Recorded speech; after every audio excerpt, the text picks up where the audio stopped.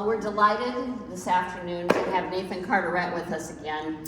This is his third appearance, and it's so gracious of him to come and perform for us. And you have program notes, which he provided, and I printed off. Is there anybody who doesn't have one? Okay, great. Well, I'm going to turn the program over to him. Thank you. Thank you, Candace. And thank you to the Music Study Club for inviting me for the third time, and thank you for showing up.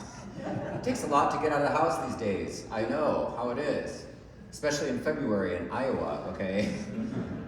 This is, as Candace mentioned, my third time here, and both of the previous two times, I subjected you to hours of fugues, and I talked at you about Bach for quite a while. I'm sorry to say that even though today I'm playing Chopin Etudes, not fugues, you're still going to get an earful about Bach, as you can tell if you've already read the notes, and I'll explain that in a second. But first, I just want to give a little personal note, and that is that these Chopin Etudes I started studying about 2 years ago when the pandemic started, because they take a lot of work, okay, like years of work, and you don't always have the time to sit down and practice Chopin Etudes all day. And so when my schedule really opened up, I decided that I would do this thing that I hadn't had the time for before in my whole musical career. And so you're gonna get something that's new for me, but that I got really deep into, and I hope I can share that, some of that, what I discovered with you today. So I just want to give you a little context, first of all, about Chopin himself. He published 24 etudes. He wrote 27, the other 3 doesn't matter that much. He didn't publish them. He published 24 etudes. And as anyone that studies Bach knows, 24 is, as I wrote, a totemic number in classical music because it represents the 12 major and the 12 minor keys, 24. And sure enough, Chopin wrote 24 preludes, one in every major minor key, okay? Just like Bach wrote the Welter and Clavier with a prelude and a fugue in every major and minor key. The etudes are not in every major and minor key. There happens to be 24 of them, but they're not arranged like Bach, Welter and Clavier, or like the Chopin preludes. That said, they still are a journey, and that's the journey we're gonna go on right now. So, just to give you now, that was about Chopin, about his general society that he was writing in. The keyboard was the instrument, okay? It was the instrument. Everybody had one at home. Everybody played. Chopin made his money from teaching. He didn't perform publicly, hardly at all. In his whole life, he barely performed in public. And he really made his money, some from publishing his music, but mostly from teaching. He taught all the countesses and princesses and blah, blah, blah, everyone from Parisian society, and that's how he made money. And so etudes were a big market. There were a lot of students paying money for lessons, and they needed etudes. And so before Chopin came along, there was a lot of etudes already in the marketplace. And they had these really grand and great names, like the School of Velocity. I just think that's a great name for a collection, okay? Or Greatest Ad Parnassum, okay? Like these really ambitious titles. And these books of etudes that were published by people like Clementi and Czerny and Hannon, is anyone getting PTSD right now? Are filled with finger-moving things that have basically zero musical content. They're musically barren, they're just moving your fingers around. In the case of Czerny, some of them have some harmonic content, but overall, there's nothing to suggest themselves as concert pieces or beautiful music to enjoy other than for the purpose of moving your fingers. And in fact, some pianists, I forget now who it was, recommended reading a book on the music rack while you're practicing your finger exercises. I mean, really. So along came Chopin, and we can really say, this is really true, he was really the first composer to elevate the etude into a artistic form. He was really truly the first. He didn't write the first etudes, but he was the first one to elevate it into this artistic form. And he did it by thinking very profoundly about the piano and piano technique. And in fact, you may not know this, but there was also a market for piano methods, so books on teaching piano, and he started to write one. Did you know this? It was called the Sketches for a Piano Method, and there's, 20 pages that are preserved, the manuscripts that he wrote out. And they're very interesting because unlike almost any other text on piano, they're extremely basic. His thinking seemed to be very basic, but actually that's because he went very deep. And so if any of you have studied piano, you probably started with a C major hand position with your thumb on the C and your pinky on the G, and you probably did a 5-finger thing. Or think of Hanon in the 5-finger, all on the white keys. And Chopin's first observation that the natural hand position on the piano is that the long fingers in the middle should be on the black keys. And then the extremities, the thumb and the pinky, rest very easily on the white keys. There are 2 levels on the piano, 2 planes, the black keys and the white keys. And so he taught his students first with the long fingers on the black keys, and then the extremities on the white keys. All right, so that was his first, but it seems very basic when you read it. He says you should put your hand with a thumb on the E, and your middle fingers on the black keys, and your pinky on the B, or the C, or whatever. Okay, and then he said, and I kind of enjoy this, he said the piano technique is really only 3 things. This is what Chopin wrote in his Sketches for a Method. He said it is playing adjacent notes, number 1, playing adjacent notes. Number 2, playing non-adjacent notes, okay, notes that are, we call them disjunct, further apart than a step. And number 3, playing 2 or more notes at the same time. And he said if you could do all 3 of those things, you mastered piano technique. Okay, and so I think that's pretty extreme, but it's kind of interesting to think about, because when he started to think about adjacent notes, or disjunct notes, or simultaneous notes at the same time, he was able to distill all of that technique into very clear concepts. And so that every etude is based on a very clear concept of the physical approach to the piano. I want to take a little detour and say that some of these etudes may be familiar to you in their given names, like the butterfly etude, or the Aeolian Harp etude, or the ocean. None of those are from Chopin. Somebody else came up with those names at some time. But the point of those names is that people felt a very strong poetry and imagery in the music that they tried to attach a title to. And the reason I'm telling you that now is that we're talking about the mechanism. We're talking about the technique of adjacent note and disjunct and so on and so forth. But I want to justify talking about that because Chopin himself thought very deeply about it. And I want to read to you something that he wrote in his sketch. I'll read it from this book. That's very interesting because it shows how he was going against the techniques of his day. When you practice the Hanon piano method, the goal of Hanon is stated to play all the fingers as evenly as possible with equal strength, because we have diverse strength fingers, right? We have strong ones and weak ones and long ones and short ones and everything. And so the goal of Hanon, the goal of Czerny with the endless scales, endless arpeggios, was this evenness of all the fingers and evenness of the strength. But Chopin said, no, that's not the case. And I'm going to read to you what he wrote in his sketch. No one will notice the inequality of sound in a very fast scale as long as the notes are played in equal time. The goal isn't to learn to play everything with an equal sound. It's pretty definite. But that was the stated goal of all these methods, play it all equally. And he said very definitively no. Okay. A well-formed technique, it seems to me, is one that can control and vary a beautiful sound quality. So the diversity of sound is what he thought was the goal of etude, not the sameness of sound. Okay. For a long time, we've been acting against nature by training our fingers to be all equally powerful, which we determine. As each finger is differently formed, it's better not to attempt to destroy the particular charm of each one's touch, but on the contrary, to develop it. So each finger to its own characteristics, okay? Each finger's power is determined by its shape. The thumb has the most power, being the broadest, shortest, and freest. That means we could go all kind of different directions with our thumb. The fifth, the weakest, as the other extremity of the hand. Okay. The third, as you know which one, as the middle and the pivot, and then the second, which then there's the words crossed out. And then the fourth, the weakest one, the ring finger, the Siamese twin of the third, bound to it by a common ligament. You know, they share a tendon. The third and fourth fingers share a tendon.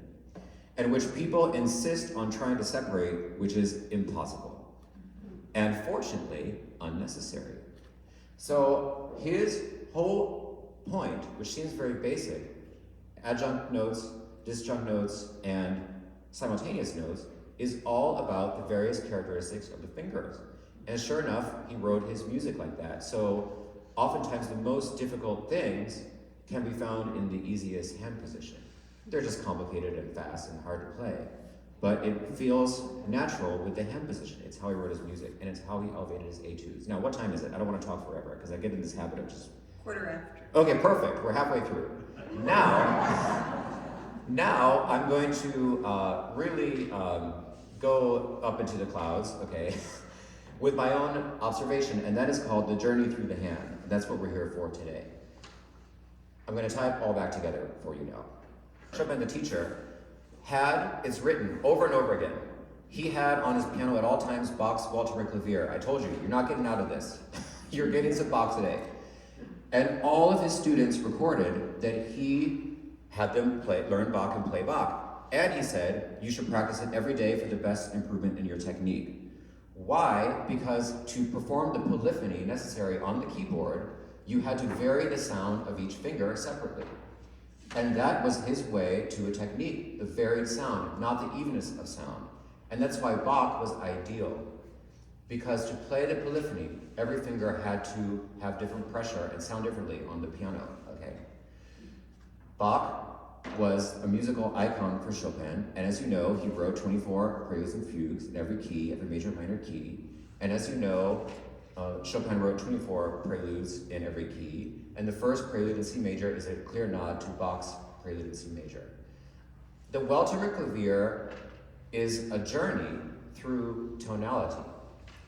It is Bach exploring every key on a harpsichord in a way that was well-tempered, tuned well so that every key sounded good, and increasing the chromatic element of the music from start to finish, making it more harmonically complex. The first prelude in Bach's Walter Clavier is harmonically the purest music you could think of. It's all arpeggios, disjunct notes, by the way, remember Chopin? Disjunct notes. And there's no melody, it's one finger pattern all the way through, and I'm sure you know it. It sounds like this.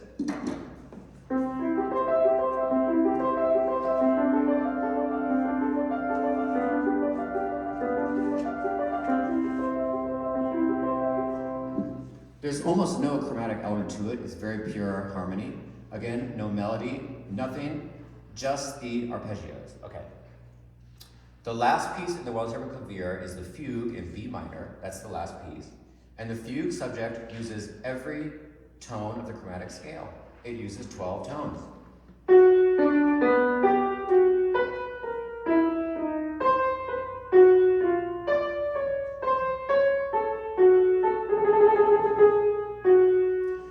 So in other words, in the Walter and Clavier, Bach went on a journey from the most pure arpeggiated harmony to the most chromatically dense that use every white and black key on the keyboard. And it's not a linear journey. He didn't add one note and then add another one, but it's a panorama of tonality. That's what his goal was to show on the keyboard. Now, get this. Chopin wrote 24 etudes. We're only talking about 12 of them. And in these 12, Chopin also starts with very pure arpeggiated harmony. But there is a melody in this case. This is called the Aeolian Harp. You may know this one.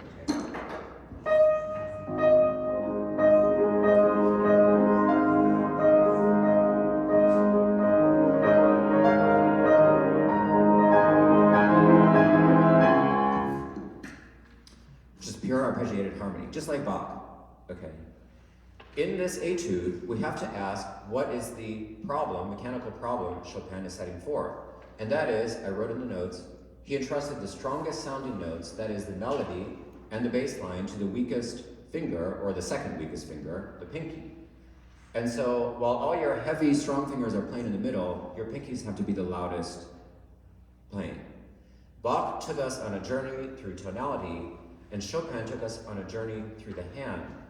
In the last etude, we have pure arpeggiation, just like the first etude. But instead of the pinky, it's now the thumb. So from the first etude to the last, we've gone through the entire hand and all the combinations, and I'm sure it's intentional. It's meant to be an aesthetic nod to Bach, in the sense that we've gone from one end to the other. Pure diatonic harmony to full chromaticism, the pinky literally through the hand to the thumb, a journey through the hand. And in the 12 etudes, we have everything showing what he described as the three basic elements of piano technique: adjunct notes, or conjunct, disjunct notes, and simultaneous notes. So the first one, arpeggiation, is all disjunct. There's nothing that you play that's next to each other. Everything is spread out. All the notes are spread out, the whole thing. The second etude is all conjunct notes. All of them right next to each other, okay? In the smallest possible interval.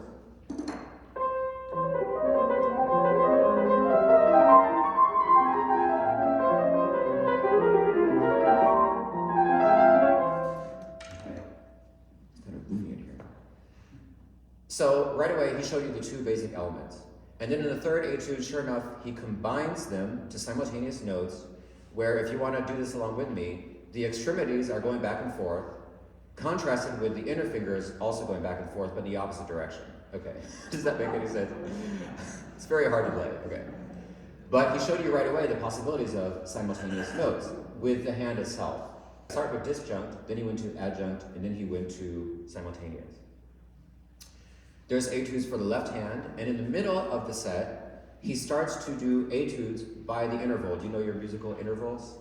So the first one we get to is the etude for the interval of a second. That is two notes that are right next to each other. And in this case, they're played by the index finger over the thumb through the whole etude. So you play sort of like a lobster claw if the lobster had an overbite. Okay, does that make sense?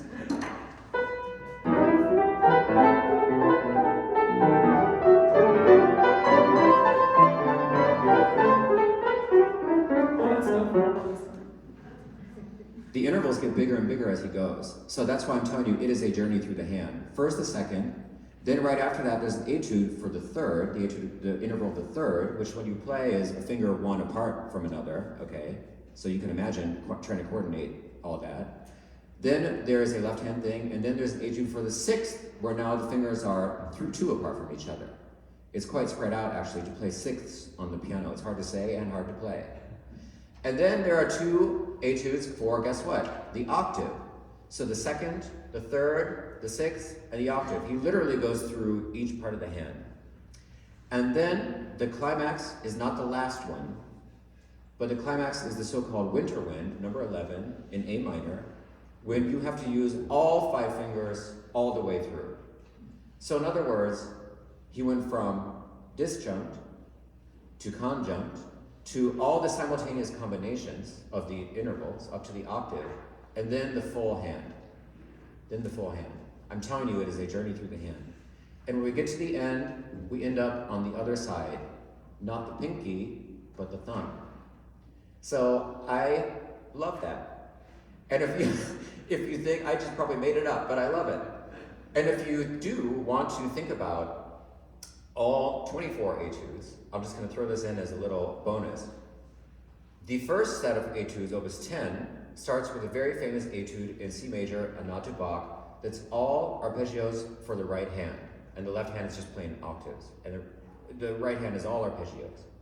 The last etude of opus 10 is the revolutionary etude for the left hand. So in opus 10, he takes us from the right to the left. I swear it's intentional. And it is an aesthetic nod to Bach when on a journey through tonality. So why don't I just play it now?